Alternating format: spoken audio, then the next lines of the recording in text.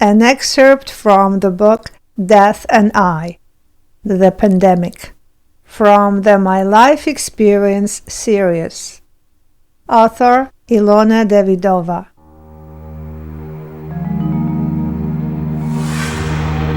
Death and I.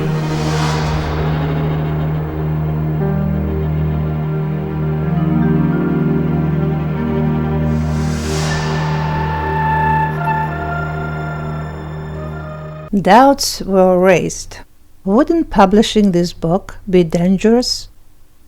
Many of my colleagues and relatives interpreted it as an incitement to suicide.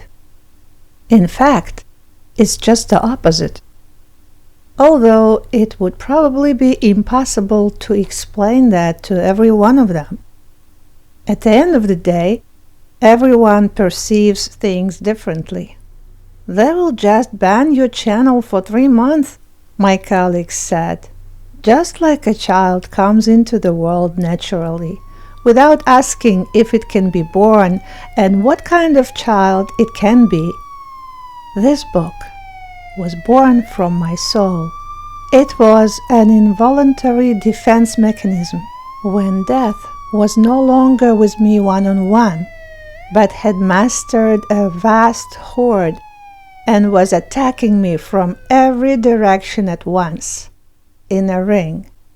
When that ring grows tighter every day until it's touching the edges of your clothes and you are backed into a corner and cannot do anything to defend yourself, even if you're a strong person, someone who never gives up, like me. You have to sit there and wait for a week, 2, a month. Who will it choose? My son? I struggled so hard to bring him up. My mother, just when they have almost beaten back her cancer. Me? My relatives? My friends? And what if it chooses several of them at once?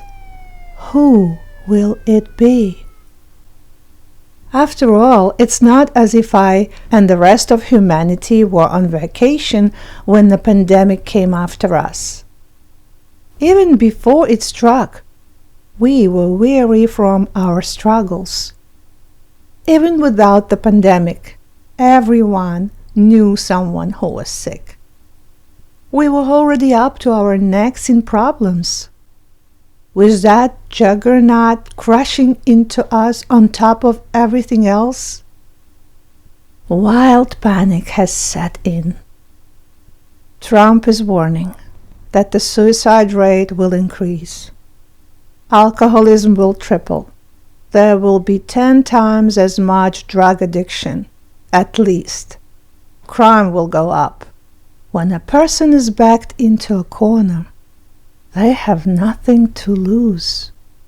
In these terrible circumstances, deciding to stop fearing death, to steel your nerves, and look it boldly in the eye, might be dangerous and frightening to many, but it is the most civilized medicine available.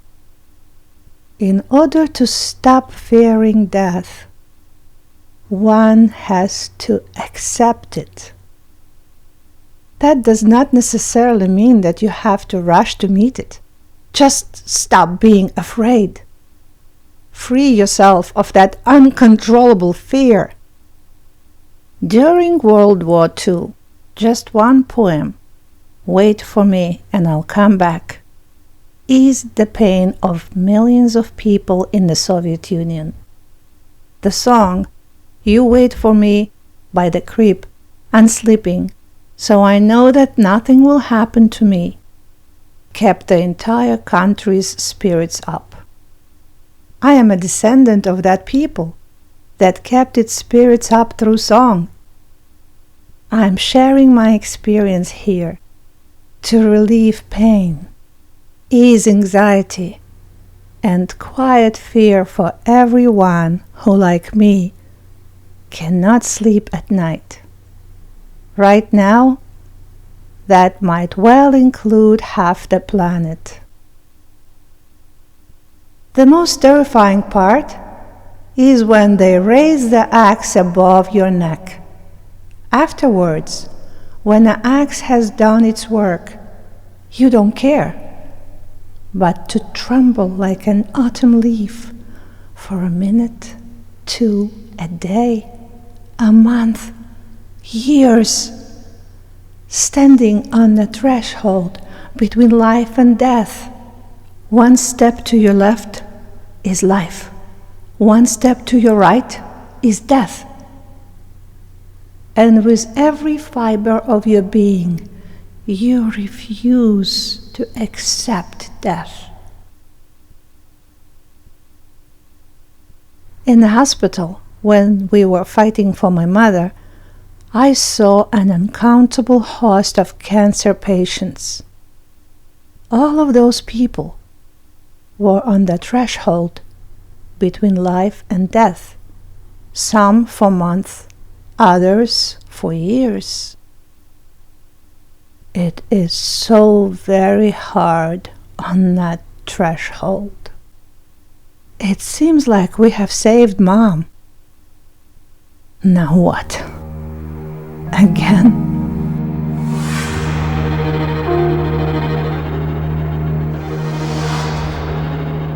I can't stand it anymore. Always feeling this fear. When people are afraid of the dark, the treatment is to take them into a dark room and show them there are no ghosts and goblins in there so they can finally relax. The fear of death can be overcome by coming to see death as something not so bad. Quite the opposite. I will be very sorry if someone does interpret my work as an incitement to suicide. But these are turbulent times, and the medicines we need are dangerous. It's like chemotherapy. It treats a terminal illness, but the side effects can also be fatal. It's also like morphine. For some people, it is a humane tool that eases unbearable pain. And for others, it is a dangerous narcotic.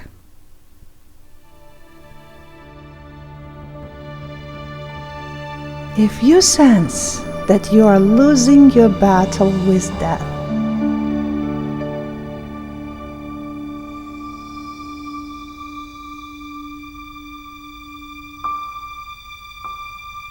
or have not been defeated yet,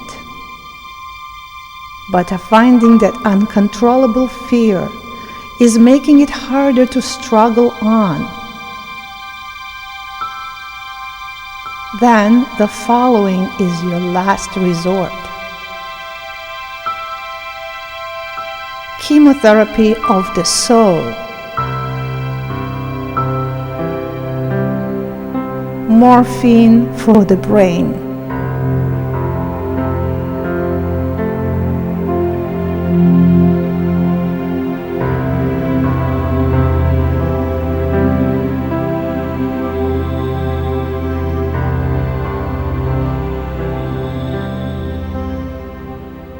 This book is a challenging one, I agree. Listening to it, which produces a stronger effect, or even reading it, which produces a weaker one, is not recommended for all people in all circumstances. Perhaps when there is already nothing to lose. Nonetheless, it has been written, and not just for the sake of it. This book was birthed by the times we live in and the events we have seen. April 2nd, 2020, New York, though my soul is in Moscow. Part 1. I Will Rest. Every morning I wake up full of anxiety. I open my eyes and try to figure out what I'm worried about. Mom, her illness. She has 2 serious operations behind her. They cut out part of her large intestine. They cut out part of her liver. The things we've been through, it seems like we can finally relax now. We didn't know how good we had it back then. Mom flatly refuses to have chemotherapy. She's heard so much about the side effects, but her cancer could come back. I try to convince her until I'm blue in the face. I use statistics. The kind of cancer Mom has comes back 70% of the time. Mom resists every step of her treatment. It's a struggle. It's exhausting, especially the fact that I can only push her gently.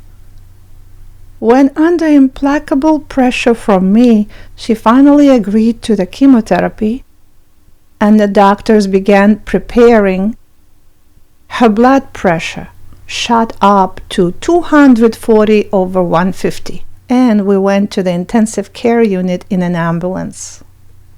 We were there all night. The blood pressure wouldn't go down. I had to take a step back, a pause. Apparently, she wasn't just being cranky. Her phobia is clearly much more serious than it looked on the surface. But time is flying, and cancer won't wait until we're ready to beat it. If I just leave Mom alone, the chance that her disease will come back is 70%. But if I keep pushing Mom, no matter how gently, if I force her to go to chemotherapy, there is an even greater chance that she will have a stroke due to high blood pressure brought on by fear. What a dilemma I'm facing. How can I get off my sleep medication now? Taking sleep medication for a long time can lead to early dementia. You may be easing your worries now, but in the long term you will lose what is most important, your brain. Another dilemma.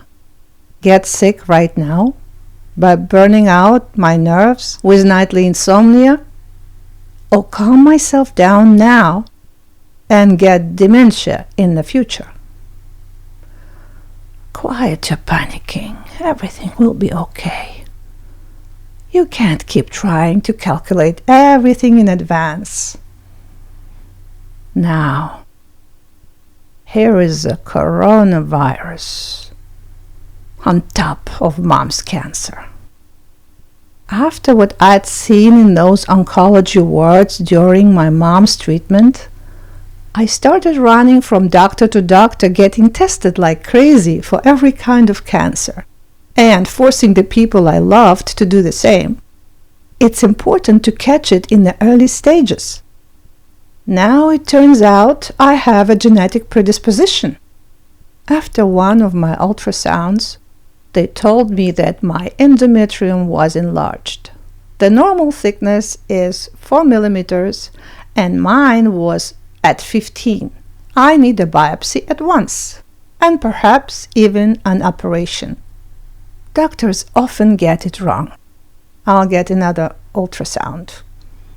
I can't just believe them and rush off to go under the knife. Because of the coronavirus, I have completely let up on my mom and the chemotherapy.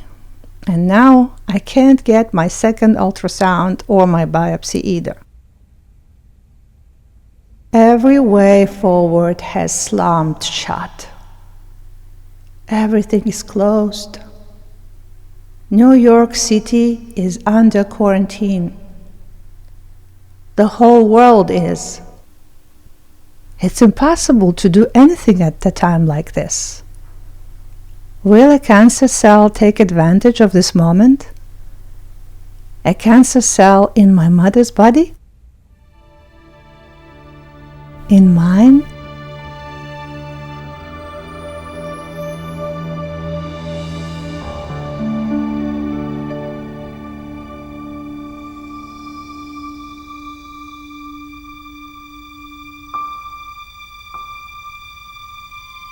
Coronavirus. Now it turns out that anyone could die. It isn't just my mom on the executioner's block, it's every one of us.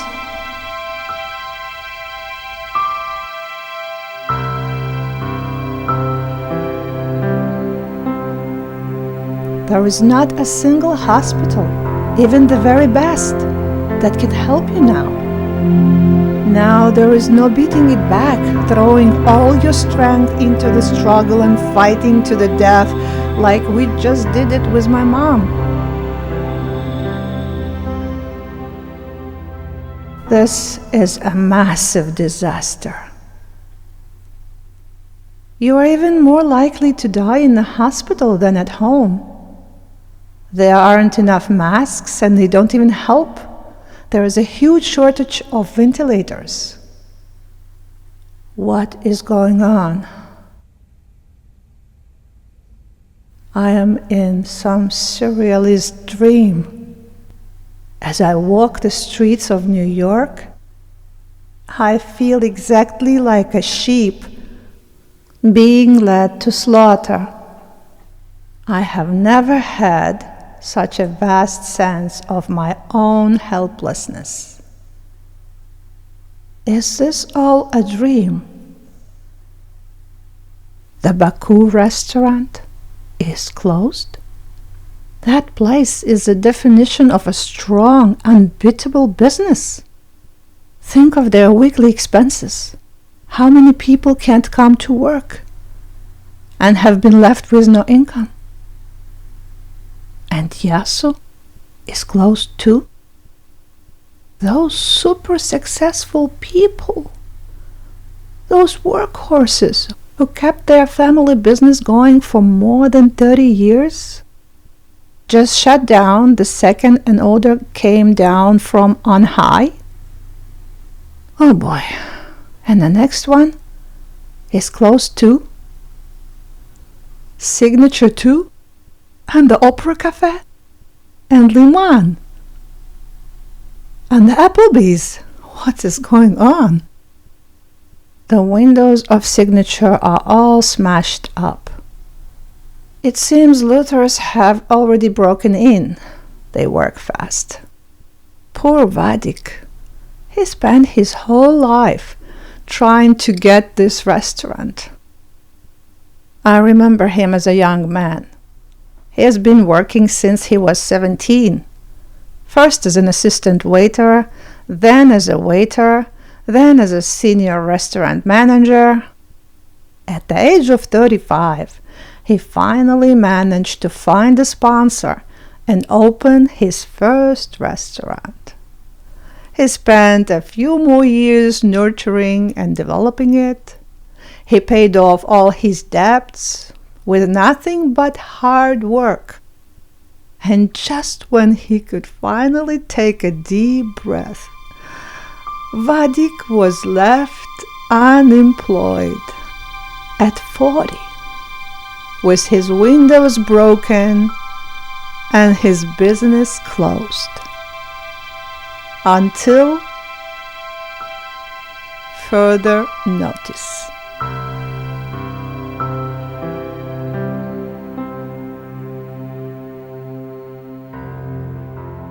I open my emails. Subject: how can we handle fear, panic, and anxiety during the quarantine? From Tatiana Bakhtiozina. Practical recommendations. Most of us are experiencing anxiety right now. All of our fears and anxieties are becoming more intense. Anxieties about the future, about life itself, about our families, about not having enough money, and about how we just don't know what to do right now. Everything is going to be okay.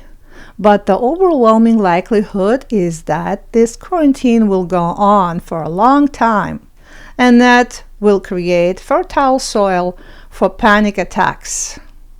There is no point telling ourselves that only clueless people are subject to panic attacks. It is precisely active, energetic people with higher education who are likely to be affected by the current situation. I have made a few videos for all of you that lay out some useful practices for avoiding the panic attacks that some people may experience during this difficult period. Here is another email. Hello, my dear friend. This is regarding an event that has made Orthodox medicine less orthodox. The event was as follows. In the 1970s, the Simontons, a married couple who were also oncologists, demonstrated that the survival rate among cancer patients is directly related to the way they view their illness. More specifically, to how much they fear it. Needless to say, all cancer patients experience fear, but not all fear is created equal. Fear can be constant during a given time, which drives people into a state of hopelessness. There is also the kind of fear that overwhelms you at first, but then lets you go so you can still think straight and undergo your treatment calmly without panicking. This is no joke. There is no laughing this off. I'm afraid to check the market and see how far my stocks have fallen. What's the point? They are not letting anybody into the buildings anymore. That means apartments will be vacant. When people lose their income, they will stop paying their rent. As a result, whole buildings will fall into full or partial despair. How have they managed to castrate the whole world at once? There is nowhere to run. Europe, China, Iran, Russia, America. The disaster is everywhere. The disease is everywhere. And every path is closed. So deftly and so absolutely. My son Leo. Is it him that I'm worried about? What's he up to while I'm lying here spiraling? Is he heading towards some unexpected disaster? Andrew. He's sitting there quietly, not complaining, and I don't know anything about him. Ever since he went to live with his father because our grandmother was sick, I lost my last thread of contact with him. But I just don't have time. I'm spending all my time wrestling with what's most important, vitally important. I've tried to talk to Leo, Andrew, Mom, Alex. I was just pouring out the last of my strength in vain. They make fun of me, actively resist. At best, they just smile, agree, and then don't change their behavior at all. Quarantine in the city. Leo is not washing his hands. Yesterday, I had to make a lot of trips. I stocked up on groceries in case the supply chain collapses. The lines were unbelievable. What if I got the virus? Why am I doing all this shopping by myself? The gynecologist, yes. They said I have a thick endometrium. Are they lying again? Or just wrong? Or is there real danger at this time? Will this one stupid little problem lead to cancer? I just had a dental implant removed. It was put in unsuccessfully by one of the best dentists in New York just the other day. If I had put it off one more week, what would I have done now? The inflammation had already spread to my neck, but I still have a molar with a temporary feeling. It's going to start hurting soon. Then what? I can't think about my tooth now. They changed the laws in New York back in summer. Now you can't charge a deposit larger than 1 month's rent. You can't accept payment in advance either. I have a foreigner living in my apartment in Manhattan. She came from Brazil for treatment. She has cancer. You can't evict a person like that. And there is no way to get anything out of her in court. She'll just leave and good luck finding her in Brazil. Or worse still, she might die. And I hate the thought of evicting her now because of the new laws. I have to write to my lawyer. It's not just her. Even if I did evict her, 90% of the rental market will dry up if they have to operate under laws like this. What am I supposed to do now? Is this it? The end of my financial freedom? Really? The financial freedom I have built, first by near miraculous luck, then by blood, sweat, and tears, is over? It's dangerous getting close to lawyers. The advice might cost what a tenant pays you in a year, and good luck if you get a dispute with a lawyer. But what can I do? Plus, lawyers don't always take responsibility for their words and advice. The coronavirus has cut me off from Moscow. And what will happen to my business there? What will happen to the business of my life itself? Right now, it's a dead end. Darn it all. I'm just lying here wallowing in questions with no answers. It's so uncomfortable. I need to open my eyes all the way. Really wake up. I just need to get out of bed. I'll shake off this anxiety and feel better. Struggling and throwing yourself into it is easier than just lying there and remembering that while you're sleeping, something is about to happen there. Something is going on that you're missing. Something important. When I get up, I will wiggle and dance all day long in a struggle. Then I will lay down in front of the television, utterly spent. I will be thinking about how I have to talk to Leo and Andrew and Mom, but I just won't have the strength. Not even to keep my eyes open. I'll be lying there thinking about what I should be doing, but I just don't have the strength. As I throw myself into my work like a woman possessed, a glimpse of a thought begins to flicker to life in my mind. I am like someone toiling away like crazy all year, but knowing that at the end of the summer, he will go on vacation somewhere warm and lie around under the palm trees with exotic drinks. I never take a break. I'm always solving some problem, smoothing over some conflict, overcoming resistance from the people around me.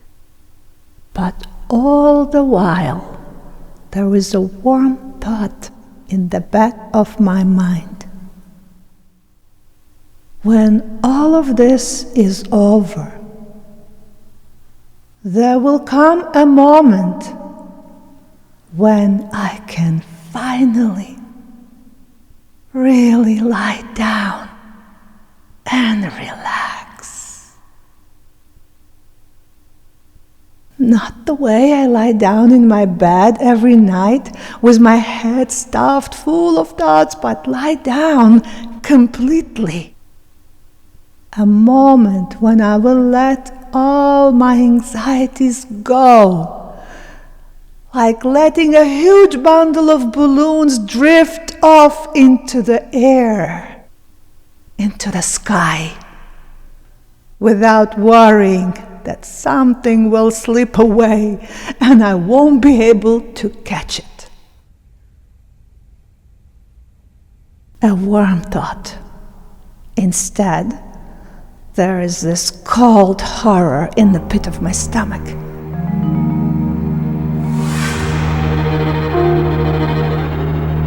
This despairing cry of protest.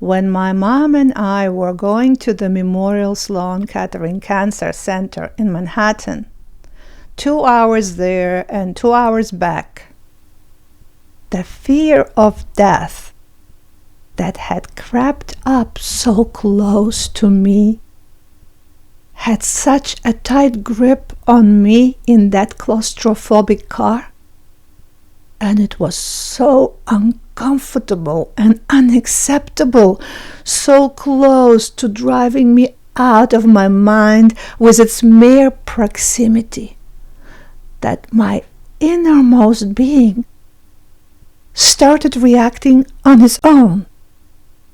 During those long drives and those visits to that center full of unimaginable human suffering, I began brewing an antidote to death in my head, in my heart, in myself. An antidote to death, involuntarily, simply because I couldn't stand it. I remember the day when we went in for Mom's surgeries. The second we stepped into the lobby, we saw a man sitting in a wheelchair, all cut to pieces and wrapped in bandages, someone struggling with death. That sight posed an involuntary question. Is it worth the price? But everyone wants to live. On the inside, I was shaking like a leaf, wondering if my mom would survive. And I wasn't the only one. The other patient in her room was a pretty middle-aged Filipino woman named Lisa. She had dark hair and strikingly pure, childlike face without a single wrinkle. Looking at that surprisingly youthful woman, you would never think that she had only a few days left to live. This was it. The struggle was over. 7 years. 3 terribly difficult surgeries. Everything that could be cut out had been cut out. Most of her stomach, most of her intestines, almost all of her liver, her spleen. How is she still alive? She can only eat through a feeding tube. So many courses of chemotherapy. The maximum permissible number of radiation treatments. Several times over. Give up!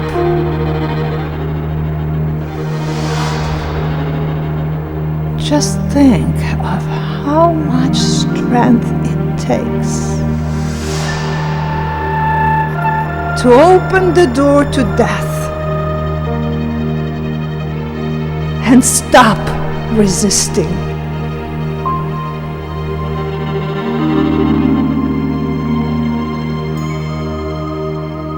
I only made sense of all of that afterwards, when I visited Lisa after I had arranged for my mom to be transferred to a private room. I had to pay extra. An hour after we arrived, a priest in a white robe came to visit a terminally ill patient, to comfort the soul of a dying woman. He was extremely ineffective. I listened to their entire conversation from behind the curtain. I kicked Mom out of the room to take a stroll so she wouldn't hear. But then she ran into some of the other patients walking in the corridors.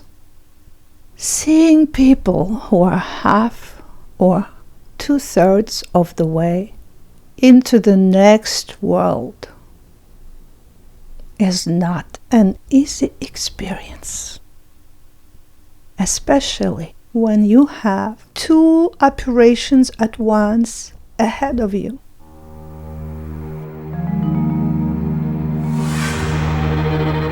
There it is. Death. It's already standing on the threshold.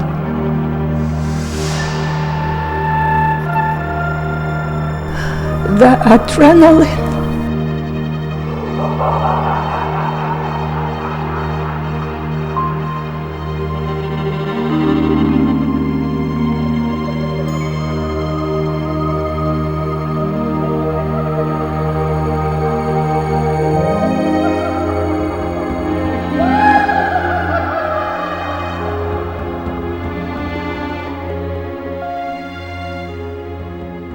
It was so painful to see what happened to Lisa's son.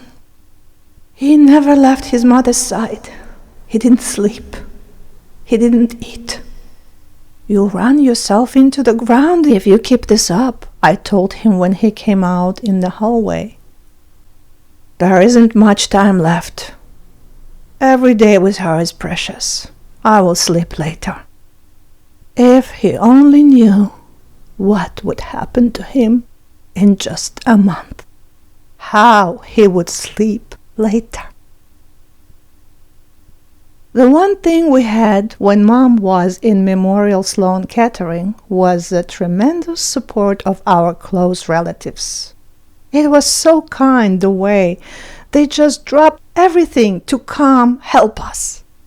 We were a little battalion fighting together, confident that no single death could ever overwhelm us. Nobody knew what was coming so soon. And they still don't. On top of all of that came a call from Moscow. Happy International Women's Day. I was so happy to hear that Victor was alive. Victor got better. Last spring they found a tumor in his pancreas purely by accident. Then I came to New York and got stuck here because of my mom's health. I simply didn't have the time to call him. But there he was, alive, calling me. Happy International Women's Day indeed. But Lydia had more to say. Yes, Victor got better. But my son is dead. Your son? Yes. What do you mean? Just that. He is dead. But he wasn't even sick.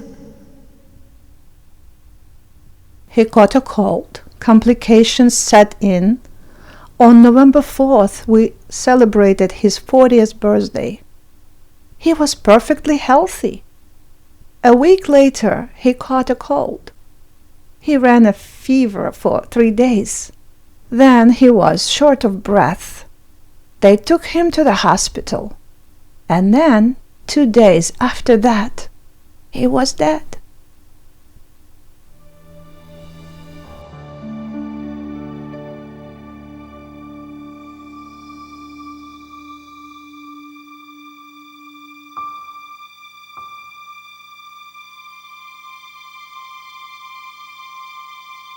On November 4th, a young, perfectly healthy man celebrated his 40th birthday. Then, on the 16th, he was no longer among the living.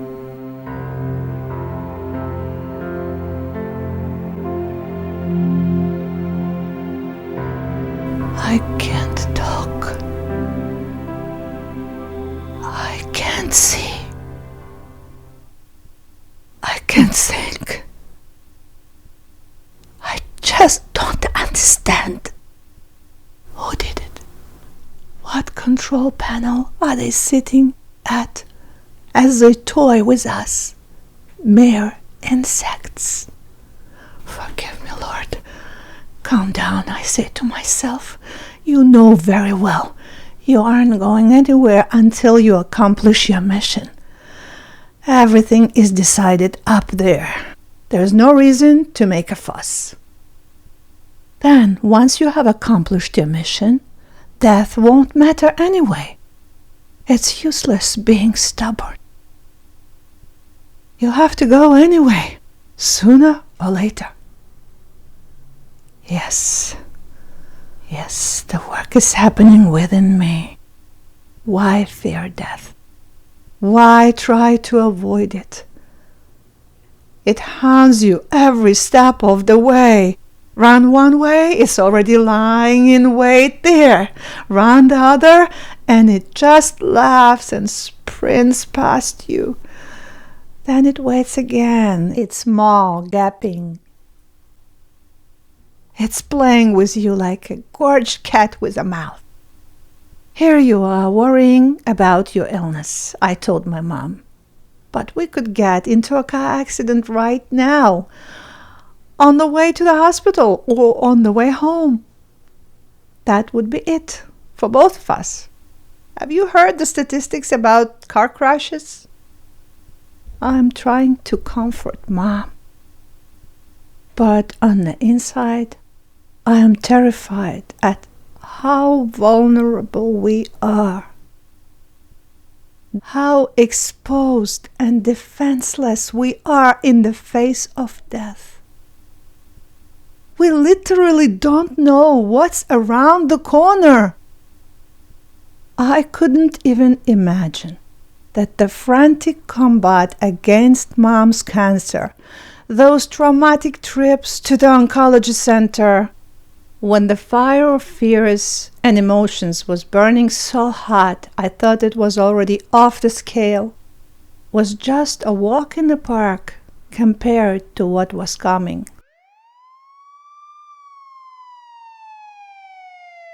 Coronavirus. The survival of all humanity is on the edge. The edge between life and death. And what else is coming? We can't even imagine what awaits us. Nobody knows.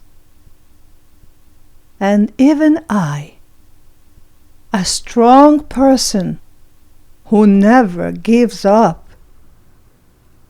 find myself running out of gunpowder. I can't fight anymore. I don't have the strength. It's an excellent life lesson, how to knock anyone down, even someone exceptionally strong. Hit her with blow after blow, one after another, never letting her catch her breath, never letting her collect herself. No matter how strong she is, down she goes. And here I am, surrendering.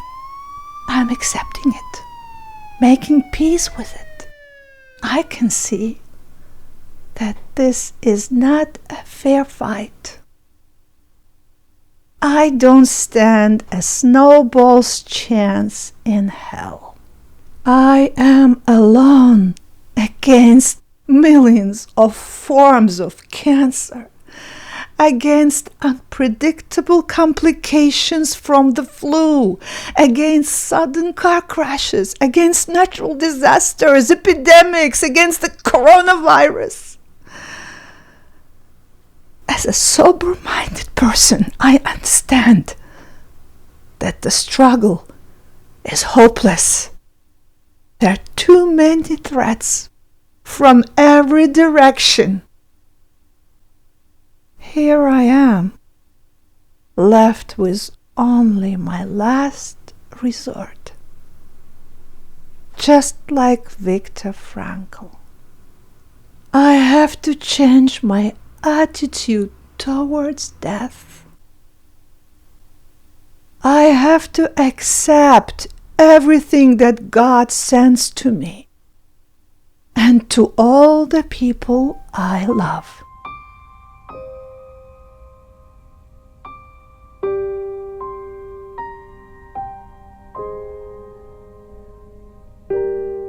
As I write this, sitting in my armchair in my apartment, I can see Mom through the glass door of the balcony. She's out there in the sun, neatening something up. Lucky, a 5-month-old puppy I bought Mom for emotional support, has finally gotten used to the balcony.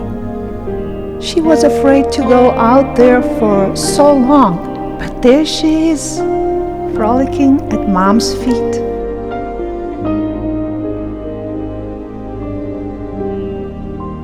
Nobody knows what will happen tomorrow.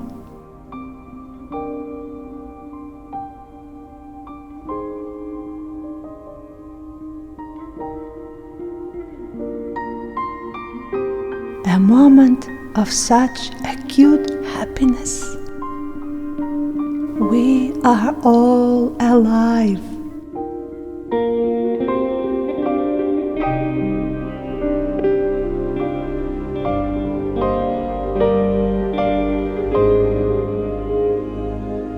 I do not lament, call out, or cry. All will pass like apple blossom smoke.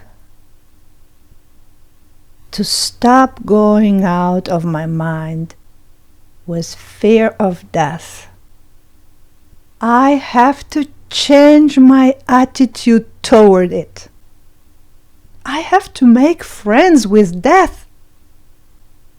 To do that, I must find the positive aspects of death.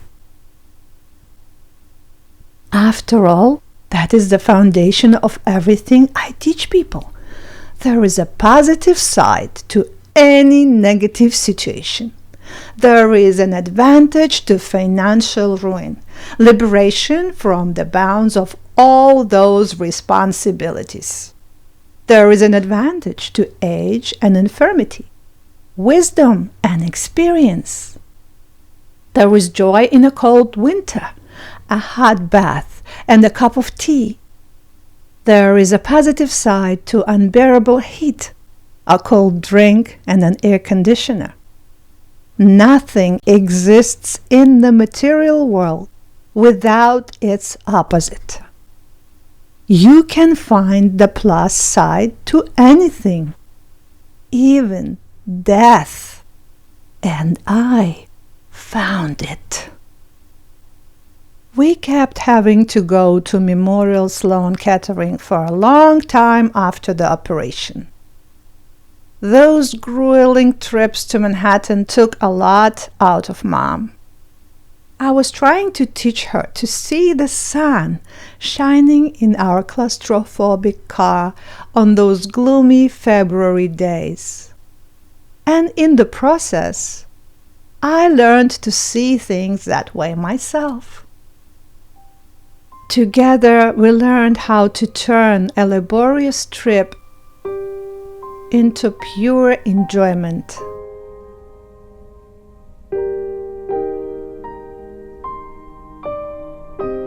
In our car, in gloomy February, warm, affectionate sun was quite literally shining down on us.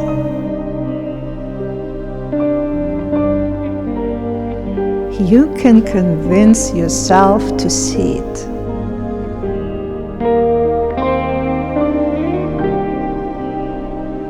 I went to YouTube and turned on bird singing and the sounds of nature. I closed my eyes, got comfortable, and turned on the sun inside me. Mom was sitting next to me. At my command, she too turned on the sun inside herself.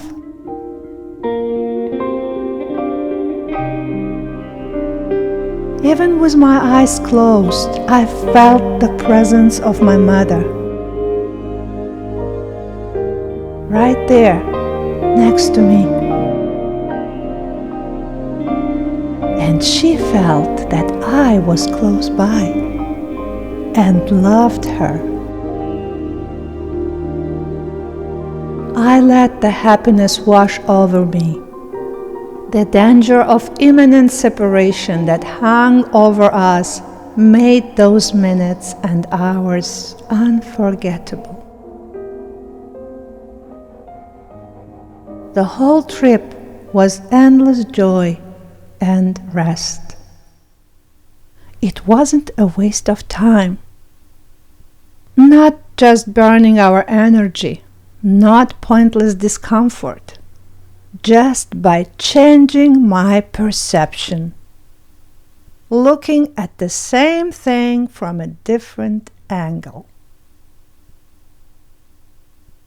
On TV, they keep showing the long refrigerated trucks parked at all the hospitals in anticipation of a sudden epidemic of death. They keep showing bodies being loaded into them. Trump gave a speech about how much it hurt to see people in black bags and white sheets being loaded up like that. They are people, not cardboard. At any moment, any person, even if he's healthy, young, and full of vitality, can just start feeling bad. Then the fever starts. Then he starts getting short of breath. They take him away to the hospital. When he arrives, there aren't enough medical workers, not enough beds, no disinfectants, to say nothing of ventilators. In America, the richest country in the world, then he becomes a statistic. Part of the body count. They load him into a refrigerated truck full of another 300 corpses. They can't bury him. It's all very quiet. And it can happen to anyone, anytime.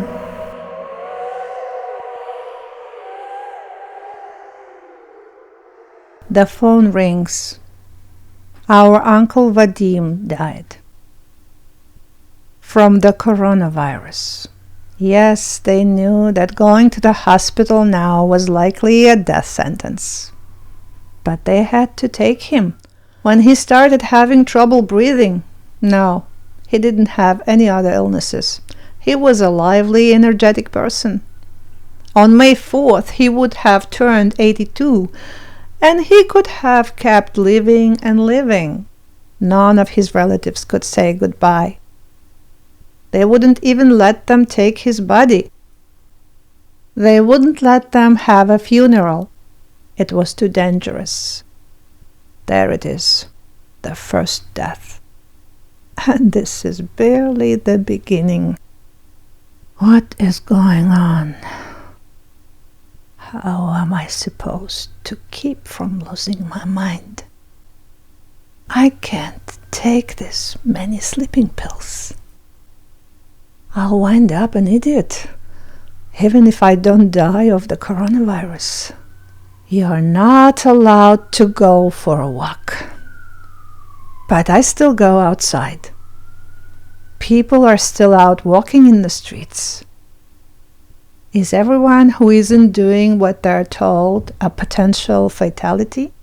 How can you get infected in the open air if you don't go near anyone? But they keep warning people, stay home. The clear blue sky that I love so much. The light that I can't do without. The trees are blossoming. Oh, I see now all the beauty to be found in earthly life is just bait. Bait to keep unfortunate human beings firmly on the hook in this world, where they face a vast smorgasbord of illnesses, dangers, suffering, anxiety, and trails of every scale and variety. Who would drink this whole cup if it hadn't been sweetened first? I burned my finger while I was making porridge. It hurts. We don't notice these little things. We want to live at any price. As one swims across the mirrored water against the backdrop of an imperishable blue sky. Piercing beauty. No, this life is not a joke. Not a veil of tears. That is the conclusion my spiritual teacher reached. And as I look at all this, for some reason, I find myself remembering going on the internet and reading about how to arrange the subtlest and most seductive traps for the water bugs that the Almighty recently gave permission to visit my bedroom every night. So now I have no peace there either. The length I go to trying to get those bugs into my traps. Ah, the white swans and blue sky. Bait in a trap. The vast ocean that I love so much. To keep us firmly in a place here, with the flu 3 times a year, fevers and headaches, broken bones, where every day the body is subject to some itch or burn, or you slip and fall, dislocate or fracture something, where every few years there are wars and privations, epidemics, devastations and losses of loved ones, and fear, to stop going out of my mind with fear of death. I have to change my attitude toward it. I have to make friends with death. To do that, I have to find the positive side of it. After all, that is the most essential truth. There is a positive side to any negative situation. You can find an advantage in any problem, even in death. And I found it.